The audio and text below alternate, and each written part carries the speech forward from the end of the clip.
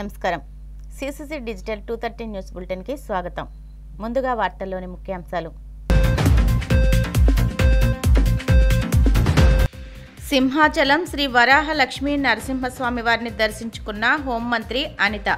ఆలయ మర్యాదలతో స్వాగతం పలికిన అధికారులు. విశాఖ ఉక్కు పరిశ్రమకు కేంద్రం భారీగా నిధులను అందించడం హర్షణీయం. ప్రధాని మోడీకి కృతజ్ఞతలు తెలిపిన టీడీపీ ఏలూరు జిల్లా అధ్యక్షులు గన్ని వీరాంజనేయులు. గతంలో అమిత్ షా తిరుపతి పర్యటన సమయంలో చంద్రబాబు బ్యాచ్ రాళ్ల వర్షం కురిపించారు.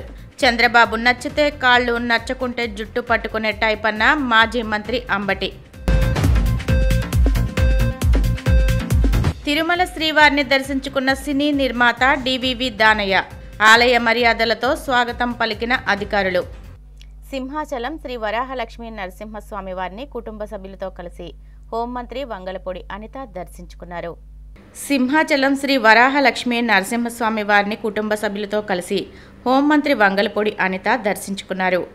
ఈ సందర్భంగా ఆలయ మర్యాదలతో అధికారులు ఆమెకు స్వాగతం పలికారు. కప్పస్తంభం ఆలింగనం, స్వామివారి దర్శనం అనంతరం వీరికి పండితులు వేద ఆశీర్వచనం ఇవ్వగా అధికారులు స్వామివారి చిత్రపటాన్ని, ప్రసాదాన్ని అందజేశారు. ఈ సందర్భంగా హోంమంత్రి మాట్లాడుతూ తెలుగు ప్రజలకు అప్పన్న స్వామి అనుగ్రహం ఉండాలని స్వామివారిని ప్రార్థించాలన్నారు. విశాఖ స్టీల్ ప్లాంట్కు కేంద్రం 1400 కోట్ల నిధులు కేటాయించడం శుభ పరిణామమన్నారు. ఆంధ్రప్రదేశ్పై కేంద్రం బాధ్యతాయుతంగా వ్యవహరిస్తుందని తెలిపారు.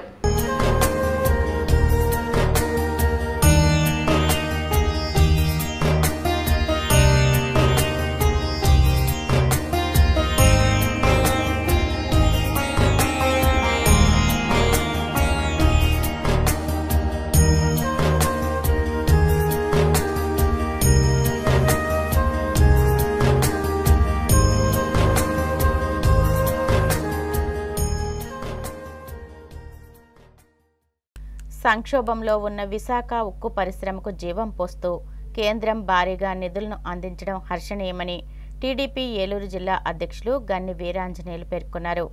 సంక్షోభంలో ఉన్న విశాఖ ఉక్కు పరిశ్రమకు జీవం పోస్తూ కేంద్రం భారీగా నిధులను అందించడం హర్షణీయమని టీడీపీ ఏలూరు జిల్లా అధ్యక్షులు గన్ని వీరాంజనేయులు పేర్కొన్నారు.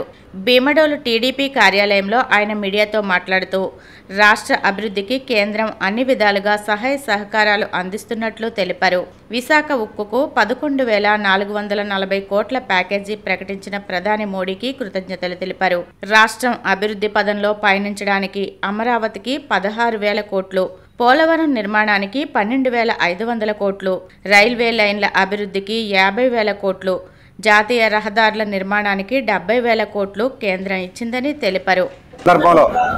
కేంద్ర ప్రభుత్వానికి, నరేంద్ర మోడీ గారికి, అలాగే బీజేపీ నాయకులకు, బీజేపీ నాయకత్వానికి కూడా మన రాష్ట్రంలో ఉన్నటువంటి ఎన్డీఏ తరఫున, తెలుగుదేశం పార్టీ, జనసేన తరఫున కృతజ్ఞతలు తెలియజేసుకుంటూ ఒక్క స్టీల్ ప్లాంట్కి 11,500 కోట్లే కాదు, అమరావతికి 15,000 కోట్లు, పోలవరం నిర్మాణానికి 12,500 కోట్లు, ఈ రాష్ట్రంలో ఉన్నటువంటి రైల్వే లైన్ల అభివృద్ధికి 70,000 కోట్లు, ఈ రాష్ట్రంలో ఉన్నటువంటి నేషనల్ హైవేస్ అభివృద్ధికి 50,000 కోట్లు, వరదల నిధులు వరద పాటిస్తున్నటువంటి కేంద్ర ప్రభుత్వం మోదీ గారి సారథ్యంలో ఏదైతే కేంద్ర ప్రభుత్వం ఉందో ఆ కేంద్ర ప్రభుత్వంలో మనం కూడా భాగస్వామైనటువంటి సందర్భంలో మరి నరేంద్ర మోదీ గారికి, బీజేపీ ప్రభుత్వానికి, ఇక్కడ తెలుగుదేశం పార్టీ తరఫున, జనసేన పార్టీ తరఫున హృదయపూర్వకమైన కృతజ్ఞతలు తెలియజేస్తూ ఎన్నికల ముందు స్టీల్ ప్లాంట్ గురించి ఏదైతే మోదీ గారు కానీ, చంద్రబాబు నాయుడు గారు కానీ, పవన్ కళ్యాణ్ గారు కానీ వాగ్దానం చేశారో రానున్న రోజుల్లో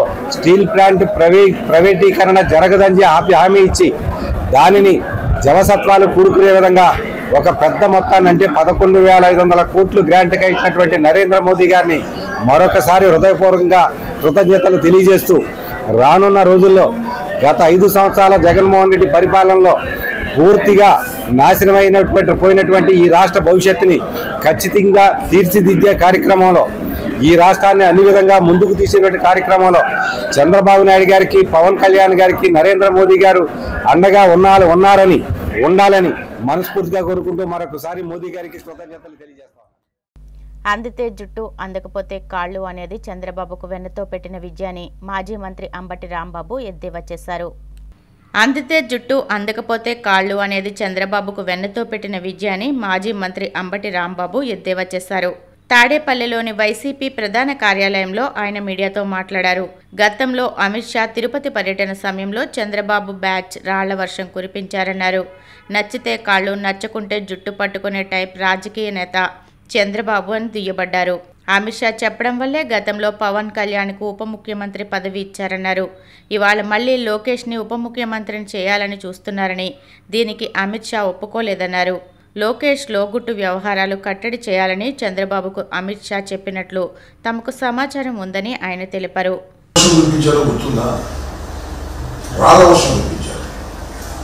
ఎందుకు ఈ విషయాన్ని ఈ సందర్భంగా గుర్తు చేస్తున్నానంటే, నారా చంద్రబాబు నాయుడు గారు నచ్చకపోతే రాళ్ల వర్షము కురిపించగలరు, నచ్చితే పూల వర్షము కురిపించగలరు. నచ్చితే అనే మాట అంటే కంటే అవసరం ఉంటే అని చెప్పవచ్చు. దానికే పర్యాయ పదం ఏంటంటే, అందితే జుట్టు అందకపోతే కాళ్ళు పట్టుకోగలిగిన అత్యంత సమర్థవంతమైనటువంటి రాజకీయవేత్త భారతదేశంలో ఎవరైనా ఉన్నారు అంటే అది సాక్షాత్తు నారా చంద్రబాబు నాయుడు గారని నాకు అనిపిస్తుంది. సరే, ఎనియో కూటమిలో మీరున్నారు. హోంమంత్రి గారు 3 సార్లు ఈ దేశానికి హోంమంత్రిగా చేస్తున్నటువంటి వ్యక్తి అమిత్ షా గారు కేంద్ర ప్రభుత్వంలో చాలా కీలకమైన పాత్ర పోషిస్తున్నటువంటి వ్యక్తి. ఆయన మన రాష్ట్రానికి వచ్చారు, స్వాగతం పలికారు, బాగా. మనకు ఇన్ని సమస్యలు ఉన్నాయి ఈ రాష్ట్రంలో. సమస్యల పుట్ట ఎందుకు అంటున్నానంటే, మనం విభజన జరిగి 11 సంవత్సరాలు అవుతుంది. అనేక సమస్యలు అపరిష్కృతంగా ఉన్నాయి. కృష్ణా జిల్లాలకు సంబంధించి అపరిష్కృతంగా ఉన్నాయి. జగన్మోహన్ రెడ్డి గారి టైంలో 8,000 కోట్ల రూపాయలు విద్యుత్ బకాయిలు మనకు తెలంగాణ నుంచి రావాల్సి ఉంటే దాన్ని కొలిక్కి తీసుకొచ్చి కేంద్ర ప్రభుత్వం చేత తక్షణమే ఇవ్వమని చెప్పేసి ఆదేశాలు కూడా ఇవ్వడం జరిగింది. అమిత్ షా గారు మన రాష్ట్రం వచ్చినప్పుడు ఆ సమస్యల మీద దృష్టి పెట్టి ఎంతో కొంత పరిష్కార మార్గాలని అన్వేషించవలసినటువంటి తరుణంలో మరి ఆయన గంట బ్రహ్మాండాన్ని విందించారంట. విందించి కరగట్టు పక్కన ఉన్నటువంటి ఒక అత్యంత అందమైన భవనంలోకి తీసుకువెళ్లి కృష్ణానది ఒడ్డున వారికి విందు చేసి అటు నుంచి చూస్తుంటే అక్కడ కనకదుర్గమ్మ వారు దర్శనమిస్తున్నటువంటి ప్రదేశంలో వారికి విందించి చాలా విషయాలు మాట్లాడారంట. ఏ విషయాలు మాట్లాడారో తెలుసా మీకు? ఇవాళ వాళ్ళ పత్రికలో రాశారు. జగన్మోహన్ రెడ్డి గారి ప్యాలెస్ల గురించి మాట్లాడారంట. సమస్యలని పోయి హోంమంత్రి గారు వస్తే పరిష్కారం కావాల్సినటువంటి సమస్యల్ని పక్కన పెట్టి జగన్మోహన్ రెడ్డి గారి ప్యాలెస్ గురించి అని అడిగారంట. వీళ్ళు చెప్పారంట, ఆయనకి బెంగళూరులో ప్యాలెస్లు ఉన్నాయండి, తాడేపల్లిలో ప్యాలెస్ ఉందండి, హైదరాబాద్ లో ప్యాలెస్ ఉందండి, పులివెందుల్లో ప్యాలెస్లు ఉన్నాయండి. మేము అనుకుంటున్నాం అమిత్ షా గారు ఇవన్నీ అడిగాడని మేము అనుకోవట్లా. ఎంత ఎత్తుకు ఎదిగినా ఒదిగి ఉండే గుణం రెబల్ స్టార్ కృష్ణంరాజుకే సొంతమని, ఈ చేత్తో చేసిన దానం ఆ చేతికి తెలియకూడదనే ఆయన సిద్ధాంతమని పలువురు వక్తలు అన్నారు. ఎంత ఎత్తు ఎదిగినా ఒదిగి ఉండే గుణం రెబల్ స్టార్ కృష్ణంరాజుకే సొంతమని, ఈ చేత్తో చేసిన దానం ఆ చేతికి తెలియకూడదనే ఆయన సిద్ధాంతమని పలువురు వక్తలు అన్నారు. పశ్చిమ గోదావరి జిల్లా Bhimavaram DNR English medium school ఆవరణలో కేంద్ర మాజీ మంత్రి రెబల్ స్టార్ యువి కృష్ణంరాజు జయంతి వేడుకలు ఘనంగా నిర్వహించారు. ఈ సందర్భంగా కృష్ణరాజు సతీమణి శ్యామలాదేవి కేక్ కట్ చేసి మాట్లాడారు. కృష్ణంరాజు చేసిన పాత్రలే ఆయనకి రెబల్ స్టార్ అనే పేరు తీసుకొచ్చాయని, ఆ పేరుకు తగ్గట్టుగానే ఆయన ప్రయాణం సాహసోపేతంగా సాగిందని, భిన్నమైన పాత్రలతో నటుడిగా పరిశ్రమ స్థాయిని పెంచే చిత్రాలతో నిర్మాతగా ఆయన ప్రత్యేకమైన గుర్తింపు తెచ్చుకున్నారని అన్నారు. అలనాటి అగ్రతారులు ఎన్టీఆర్, ఏఎన్ఆర్, కృష్ణలకు దీటుగా తనదైన నటనతో రాణించిన కథానాయకుడు కృష్ణంరాజని అన్నారు. ఆయన జయంతి వేడుకలను పలు సేవా కార్యక్రమాలతో నిర్వహిస్తున్నామని పేర్కొన్నారు.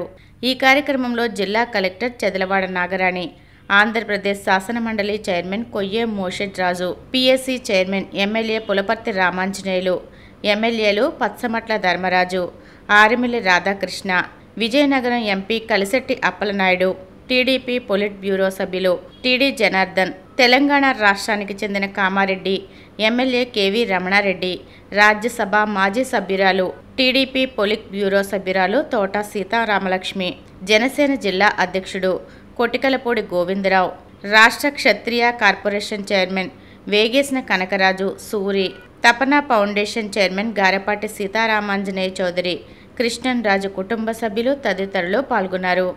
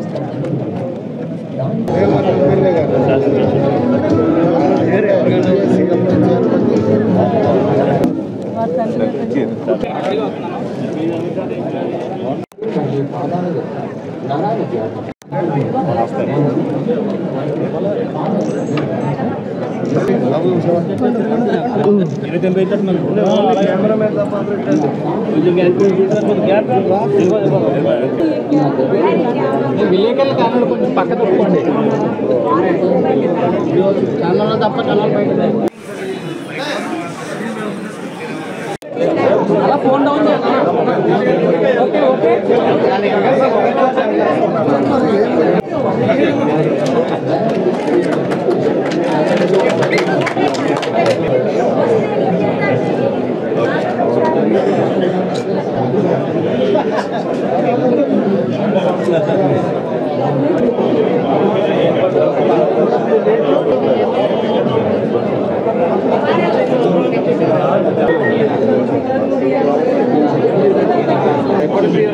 అందరూ కలిపి కూర్చుంటండి.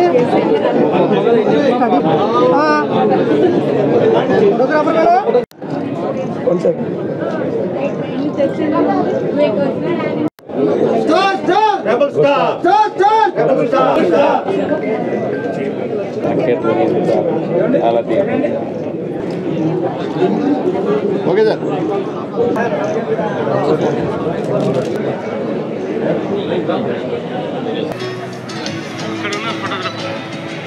ఒకసారి వచ్చి పక్కకు చెప్పండి. ఇండియా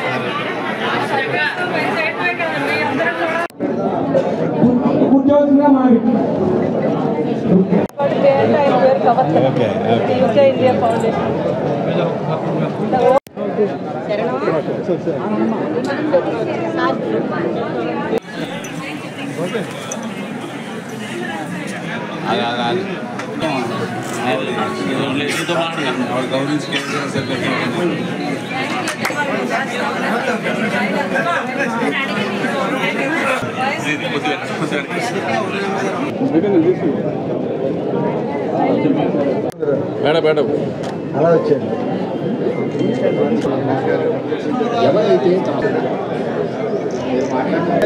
దగ్గరికి ఉండండి ఆయన, మీరు ఇటు ఎదుర్కొనండి.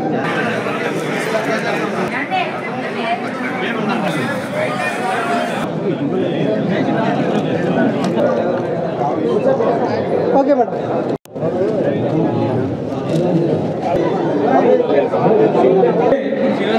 అట్లా పాడతారు అన్ని వార్తలు వచ్చిన వారికి కూడా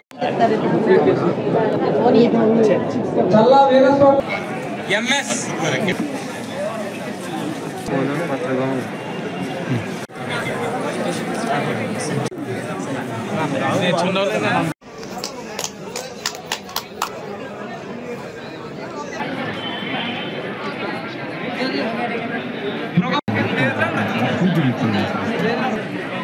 సార్ అది కూర్చోద్దు.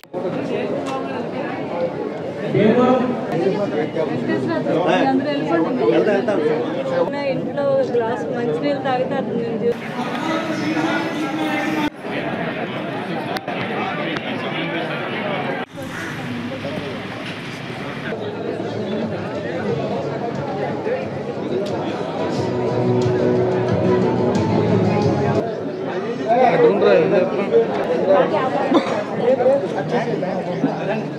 నూతన టెక్నాలజీ ఉపయోగించి ప్రజలకు మెరుగైన సేవలు అందిస్తున్నామని రాష్ట్ర డీజీపీ ద్వారకా తిరుమలరావు తెలిపారు. నూతన టెక్నాలజీ ఉపయోగించి ప్రజలకు మెరుగైన సేవలు అందిస్తున్నామని రాష్ట్ర డీజీపీ ద్వారకా తిరుమలరావు తెలిపారు. కాకినాడ జిల్లా పోలీస్ కార్యాలయాన్ని సోమవారం ఆయన సందర్శించారు. అనంతరం జిల్లా పరిధిలోని పోలీస్ అధికారులతో సమీక్షా సమావేశం నిర్వహించారు. ఈ సందర్భంగా ఆయన మీడియాతో మాట్లాడుతూ విజిబుల్ ఇమేజింగ్ పోలీసింగ్గా ఉండాలని ముఖ్యమంత్రి చంద్రబాబు ఆదేశాలు ఇచ్చారని, దానికి అనుగుణంగా రాష్ట్రంలో పోలీస్ శాఖ సమర్థవంతంగా పనిచేస్తుందన్నారు. నేరాలు అదుపు చేయడానికి డ్రోన్ల ద్వారా ఫోకస్ పెడుతున్నామని, సైబర్ నేరాలపై ప్రజలకు అవగాహన కల్పిస్తున్నామని తెలిపారు. ఈ సమావేశంలో ఏలూరు రేంజ్ ఐజీ అశోక్ కుమార్, కాకినాడ జిల్లా ఎస్పీ విక్రాంత్ పాటిల్, అంబేద్కర్ కోనసీమ జిల్లా ఎస్పీ కృష్ణారావు, కాకినాడ జిల్లా పరిధిలోని పలువురు పోలీస్ ఉన్నతాధికారులు, సిబ్బంది పాల్గొన్నారు. ఉపయోగించుకొని డిటెక్ట్ చేయడం వల్ల కేసులు చాలా వరకు డిటెక్ట్ అవుతూ వస్తున్నాయి. కొంత ఇన్ఫ్రాస్ట్రక్చర్ని కూడా ఇంప్రూవ్ చేసుకున్నాం. కొంతకాలంగా ఎక్కువ వాడుకలో లేనటువంటి డ్రోన్స్ని, అదే సీసీటీవీ కెమెరాస్, ముఖ్యంగా మేము చెప్పుకోవాల్సిన విషయం ఏంటంటే ఫింగర్ ప్రింట్స్ ఐడెంటిఫికేషన్ సిస్టమ్ అని ఆఫీస్ అనే సిస్టమ్ ఉంటుంది. అది దేశంలోనే 2 రాష్ట్రాలు అత్యంత ఆధునికమైనటువంటి సిస్టమ్ పెట్టుకున్నాం. ఒకటి ఆంధ్రప్రదేశ్, ఇంకోటి తెలంగాణ. జాతీయ స్థాయిలో ఎక్కడైనా పోటీలు జరిగినప్పుడు ఒకసారి వాళ్ళు ఫస్ట్ అయితే మేము సెకండ్ అయితే ఇంకోసారి మేము ఫస్ట్ వాళ్ళు సెకండ్ అయ్యే విధంగా పోటాపోటీగా జరుగుతున్నటువంటి ఫింగర్ ప్రింట్ సిస్టమ్ చెడిపోవడం, దాన్ని మళ్ళీ మేము రివైవ్ చేసుకున్నాం. మొత్తం మీద రాష్ట్ర ప్రభుత్వం ముఖ్యమంత్రి గారి ఆదేశాల మేరకు విజిబుల్ పోలీసింగ్ ఉండాలని, పోలీసు యొక్క పనితీరు విజిబుల్గా కనిపించాలి, పోలీసులు ఎక్కువ కనిపించాల్సిన అవసరం లేదు అనేటువంటి స్లోగన్ని, విజిబుల్ పోలీసింగ్ ఇన్విజిబుల్ పోలీసింగ్ అనే స్లోగన్ని క్షేత్రస్థాయిలో అందరి మనసుల్లోకి దాన్ని వేడి చేయటం, బందోబస్తు ఎంతవరకు అవసరం అంత పెట్టడం, ఎక్కడైతే మెన్ని తీసేసి డ్రోన్స్ వాడటం ద్వారా పెట్రోలింగ్ చేయగలమో, లేకపోతే నిఘా అనేది ఎక్కడైనా పెట్టాలంటే మ్యాన్ పవర్ని పక్కకు పెట్టి కొంతవరకు డ్రోన్స్ కానీ సీసీటీవీ కెమెరాస్ వాడుకొని ఎలా చేయగలమో అన్ని విధాల ప్రయత్నాలు చేస్తూ ఉన్నాం. దాంతో మాకు మంచి సత్ఫలితాలు వస్తూ ఉన్నాయి. ఈ 7 నెలల్లో 6 నెలల్లో అనేకమైన కేసులు 2-3 సంవత్సరాలుగా అపరిష్కృతంగా ఉన్నటువంటి కేసులు కూడా డిటెక్ట్ అయినాయి. టెంపుల్ అఫెన్స్ అయితేనేమి, ఏటీఎం థెఫ్ట్ కేసులు అన్నీ కూడా డిటెక్ట్ అయినాయి. కొన్ని మర్డర్ కేసులు, అదేవిధంగా రేప్ అండ్ మర్డర్ కేసులు ఇట్లాంటివి కూడా డిటెక్ట్ అయినాయి. సో దీనికి మేము పూర్తిగా టెక్నాలజీని వాడుకుంటాం. ఇంకా కొత్తగా వస్తున్న టెక్నాలజీని ఆర్టిఫిషియల్ ఇంటెలిజెన్స్ వాడుకొని కేసులు ఏ విధంగా చేయాలో ప్రయత్నం చేస్తూ ఉన్నాం. ఆ మధ్యకాలంలో కొంత మనకి సమాజానికి ఇబ్బందికరంగా అయినటువంటి సోషల్ మీడియా కేసులు కూడా గట్టిగా వాటిని ఎవరు పెడుతున్నారో తెలియకుండా మాస్క్ చేసిన ఐడెంటిటీలన్నీ రివీల్ చేసి బయటికి తీసి వాటి కూడా డిటెక్ట్ చేయడం జరిగింది. సో ఈ విధంగా చేయడం వల్ల అనేకమైనటువంటి ప్రాపర్టీ అఫెన్స్ అయితేనేమి, ఈ బాడీలో అఫెన్సెస్ అంటే మర్డర్లు, క్రైమ్ అగైన్స్ విమెన్ అవన్నీ కూడాను కంట్రోల్ చేయగలిగాం. ఈ మధ్యకాలంలో మాకు వచ్చినటువంటి పెద్ద సమస్య ఏంటంటే సైబర్ క్రైమ్. సైబర్ క్రైమ్ అనేది దేశం మొత్తంలో అన్ని చోట్ల కూడా విపరీతంగా పెరిగిపోతూ ఉంది. ఈ మధ్య మీరు డైరెక్టర్లో కూడా వస్తుంది, డిజిటల్ అరెస్ట్ గురించి వస్తూ ఉంది. అదేవిధంగా ఇన్వెస్ట్మెంట్ స్కామ్స్ గురించి, సెక్స్టార్షన్ సంబంధించిన కేసుల గురించి, జాబ్ రాకెట్ కేసుల గురించి వస్తూ ఉంది. జనాలకు వేరే ఏదైనా రకరకాలైన ఫోన్లు చేసి భయపెట్టి వీడియో కాల్స్ చేసి వాళ్ళ దగ్గర నుంచి లక్షలు కోట్లు కొట్టేస్తున్నటువంటి వైనం కనిపిస్తూ ఉంది మధ్య. వాటికి సంబంధించి విస్తృతంగా ప్రచారం చేస్తున్నాం ప్రజల్లో. మన జిల్లాలో కూడా కొన్ని షార్ట్ ఫిల్మ్స్, షార్ట్ వీడియోస్ వచ్చి రిలీజ్ చేశారు, అన్ని జిల్లాలో చేసాం. సో అది చేయడం ద్వారా జనాలను చైతన్యవంతులు చేయటమే. దీంట్లో ముఖ్యంగా అంటే awareness is the best solution. ప్రజల్ని ఎంతవరకు మనం చైతన్యం చేయగలిగితే అంత అఫెన్స్ తగ్గుతాయి. ఎక్కడైతే మేము కొన్ని చోట్ల ఏం చేసామంటే బ్యాంక్ మేనేజర్లు పిలిపించి మీటింగ్లు పెట్టి ఎవరైనా ఒక 50 లక్షల కన్నా ఎక్కువ ట్రాన్స్ఫర్ చేసినప్పుడు ప్రతి ఒక్కరిని అడగండి, స్వయంగా ఇస్తున్నారా, మీ on your own will you are giving or ఏమైనా భయపెడితే ఇస్తున్నారా అని ప్రశ్నించమని చెప్పాం. అట్లా ప్రశ్నించిన చోట చాలా చోట్ల అఫెన్స్ ఆగిపోయినాయి, అఫెన్స్ జరగకుండా అయిపోయింది, లేదా అక్కడ పోయే పైసలు. సో ఆ విధంగా సైబర్ క్రైమ్ ఒకటి ప్రివెంట్ చేయడం కోసం అగైన్ 2 విషయాలు ఆలోచిస్తుంది. దాంట్లో ఒకటి, ప్రతి జిల్లాలో సైబర్ క్రైమ్ పోలీస్ స్టేషన్ ప్రతిపాదన పంపించాము, ప్రభుత్వ పరిశీలనలో ఉంది. అది ఆల్రెడీ ముఖ్యమంత్రి గారు ఒప్పుకున్న అది వచ్చేస్తుంది.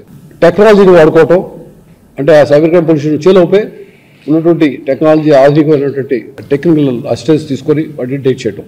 3వది ప్రచారం చేయడం, ఎక్కువ అవేర్నెస్ తీసుకురావడం ప్రయత్నిస్తాం. ఇవన్నీ చేయడం ద్వారా సైబర్ క్రైమ్ కూడా కంట్రోల్ చేయడం ప్రయత్నిస్తాం. ఒక మల్టీ ప్రాబ్లమ్ స్ట్రాటజీ ద్వారా పోలీసింగ్ని, అంటే అది లా అండ్ ఆర్డర్ కావచ్చు, క్రైమ్ డిటెక్షన్ ప్రివెన్షన్ కావచ్చు, అన్నింటిలో కూడా మేము అదుగా చేయడం ద్వారా కొంత సత్ఫలితాలు సాధిస్తా ఉన్నాం. ఇదే విధంగా ప్రయత్నాలు కొనసాగుతాయని చెప్పి తెలియజేసుకుంటా ఉన్నాం. పాడి పరిశ్రమ అభివృద్ధి కోసం ప్రభుత్వం పలు సంక్షేమ పథకాలు అమలు చేస్తోందని, ఈ అవకాశాన్ని రైతు సోదరులు సద్వినియోగం చేసుకోవాలని కాకినాడ రూరల్ ఎమ్మెల్యే పంతం నానాజీ పేర్కొన్నారు. పాడి పరిశ్రమ అభివృద్ధి కోసం ప్రభుత్వం పలు సంక్షేమ పథకాలు అమలు చేస్తోందని, అందులో భాగంగానే ఈ రోజు నుండి 31వ తేదీ వరకు గ్రామాల్లో పశు ఆరోగ్య శిబిరాలు నిర్వహించడం జరుగుతుందని, ఈ అవకాశాన్ని రైతు సోదరులు సద్వినియోగం చేసుకోవాలని కాకినాడ రూరల్ ఎమ్మెల్యే పంతం నానాజీ పేర్కొన్నారు. కాకినాడ రూరల్ నియోజకవర్గం కరప మండలం గొర్రిపూడి గ్రామంలో పశు సంవర్ధక శాఖ అసిస్టెంట్ డైరెక్టర్ సురేష్ బాబు ఆధ్వర్యంలో పశు ఆరోగ్య శిబిరాన్ని rural MLA Nanaji ribbon cut చేసి ప్రారంభించారు. అనంతరం వివిధ రకాల మేలుజాతి లేగదూడల ప్రదర్శనలు పరిశీలించారు. అనంతరం పశు వైద్య శిబిరాన్ని పరిశీలించి రైతులకు ఉచితంగా మందులను పంపిణీ చేశారు. పశుసంవర్ధక శాఖ వారు చేపట్టిన సెంటు 2 సెంట్లు, కొన్ని చోట్ల 65 గజాలు ఇళ్ల స్థలాలు ఇచ్చారు. పల్లెటూరులో కోడి మేక దూడమన్నాడు ఏం చేయాలి, వాళ్ళ పరిస్థితి ఏంటి అని ఆలోచించే ఆలోచన గత 5 సంవత్సరాలుగా ఎవరన్నా ఆలోచించారా? పశు సంపద లేకపోతే మనకి ఎంత ఇబ్బంది అన్నది మనందరికీ తెలుసు. ఆ ఆలోచన చంద్రబాబు నాయుడు గారు చేయడం జరిగింది. మీ ఊళ్ళో ఇప్పుడు దాకా ఎన్ని ఇచ్చేవాళ్ళు నేను చెప్తా ఉన్నాను. పార్టీలకు అతీతంగా అందరూ కూడా అప్లికేషన్ పెట్టుకుంటే ల్యాండ్ ఆ భూమి ఉన్నవాళ్ళు పెట్టుకుంటే ఖచ్చితంగా 2 లక్షల రూపాయలు ప్రభుత్వం నుంచి వస్తుంది. అందులో 90% సబ్సిడీ. ఆ పై 20,000 కూడా మీకు బాధ్యత, మీ బాధ్యత తెలియజేయడానికి పెద్దాం. తూర్పుగోదావరి జిల్లా అంటే మా స్నేహితులు ఎవరన్నా హైదరాబాద్ నుంచి రాయలసీమ జిల్లాల నుంచి వస్తే వీళ్ళ కళ్ళకి గంటలు కట్టేయాలరా బాబు అనుకునేవాడిని. కార్లు వెళ్తుంటే చుట్టూ ఉన్న పచ్చదనాన్ని చూసి వాళ్ళ ఏంటిది అని చెప్పి వాళ్ళు అంటుంటే మనకు దిష్టి తగులుతుందని చెప్పి కళ్ళ గంటలు కట్టేయాలని చెప్పి అనుకునేవాడిని. అనేక సందర్భాల్లో కె కేశవరావు కూడా చెప్పాను, సార్ మీరు 10 సార్లు వచ్చినప్పుడల్లా మా ల్యాండ్స్ని చూసి అటువంటిది ఇవాళ మన వ్యవసాయం తగ్గిపోయింది. ఈ ఆరోగ్యం మీద ప్రత్యేకమైన వీటి యొక్క ఆరోగ్యం మీద ప్రత్యేకమైన దృష్టి పెట్టడం జరిగింది. రాష్ట్ర వ్యాప్తంగా ఈ 20వ తారీఖు నుంచి స్టార్ట్ చేసుకుని 31వ తారీఖు దాకా కూడా ఈ మోగజీవుల్ని సరైన వైద్య సేవలు అందిద్దాం అన్నటువంటి ఒక ఆలోచనతో చంద్రబాబు నాయుడు గారు, పవన్ కళ్యాణ్ గారు ఒక మంచి ఆలోచన చేయడం జరిగింది. అలాగే శాస్త్రీయ మన గౌరవనీయులైన చంద్రబాబు నాయుడు గారు, ముఖ్యమంత్రి గారు, అలాగే డిప్యూటీ సీఎం గారు, అదేవిధంగా మా శాఖ మంత్రివర్యులు గౌరవనీయులు అచ్చెన్నాయుడు గారు, వీరందరూ కలిసి మనకి రైతులకు ఉపయోగకరంగా ఉండాలన్న ఉద్దేశం మీద ఈ రోజు నుంచి 20వ తారీఖు నుంచి 31వ తారీఖు వరకు పశు వైద్య శిబిరాలని కండక్ట్ చేయాల్సిందిగా వారు నిర్ణయం తీసుకోవడం జరిగింది. దానికి అనుగుణంగా పశు వైద్య శిబిరాలు ప్రతి గ్రామంలో కూడా పశువులు ఏవైతే ఉన్నాయో మొత్తం అన్ని పశువులకి కూడా వైద్యం అందించాలి. అదేవిధంగా నట్టల నివారణ పథకాన్ని సారు చేయాలని, నట్టల నివారణ మొత్తం అంతా ఉన్న పశువులన్నిటికీ కూడా సుమారుగా మనకి 2,60,000 పశువులు మనం ఈ రోజు నుండి ప్రారంభించి 31వ తారీఖు వరకు పశువులన్నిటికీ కూడా డీవార్మింగ్ అయితే నట్టల నివారణ చేస్తున్నాం మనం. తిరుమల శ్రీవారిని సినీ నిర్మాత డివివి దానయ్య దర్శించుకున్నారు. ఉదయం వీఐపీ విరామ సమయంలో శ్రీవారి అభిషేక సేవలో పాల్గొని మొక్కులు చెల్లించుకున్నారు. తిరుమల శ్రీవారిని సినీ నిర్మాత డివివి దానయ్య దర్శించుకున్నారు. ఉదయం వీఐపీ విరామ సమయంలో శ్రీవారి అభిషేక సేవలో పాల్గొని మొక్కులు చెల్లించుకున్నారు. దర్శనానంతరం వీరికి రంగనాయకుల మండపంలో వేద పండితులు వేదాశీర్వచనం అందించగా ఆలయ అధికారులు స్వామివారి తీర్థప్రసాదాలు అందజేసి పట్టు వస్త్రంతో సత్కరించారు.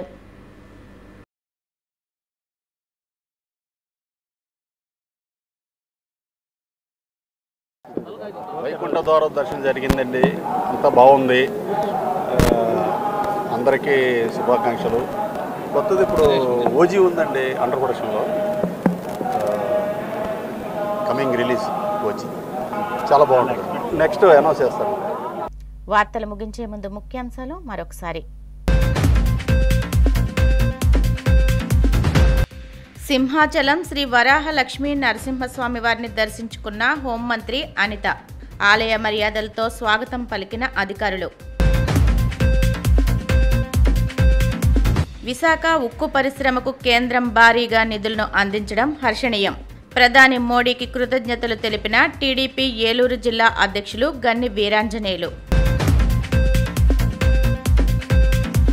గతంలో అమిత్ షా తిరుపతి పర్యటన సమయంలో చంద్రబాబు బ్యాచ్ రాళ్ల వర్షం కురిపించారు. చంద్రబాబు నచ్చితే కాళ్లు, నచ్చకుంటే జుట్టు పట్టుకునే టైప్ అన్న మాజీ మంత్రి అంబటి. తిరుమల శ్రీవారిని దర్శించుకున్న సినీ నిర్మాత డివివి దానయ్య. ఆలయ మర్యాదలతో స్వాగతం పలికిన అధికారులు. ఈనాటి సిసిసి డిజిటల్ 230 న్యూస్ బులెటిన్ ఇంతటితో సమాప్తం. నమస్కారం.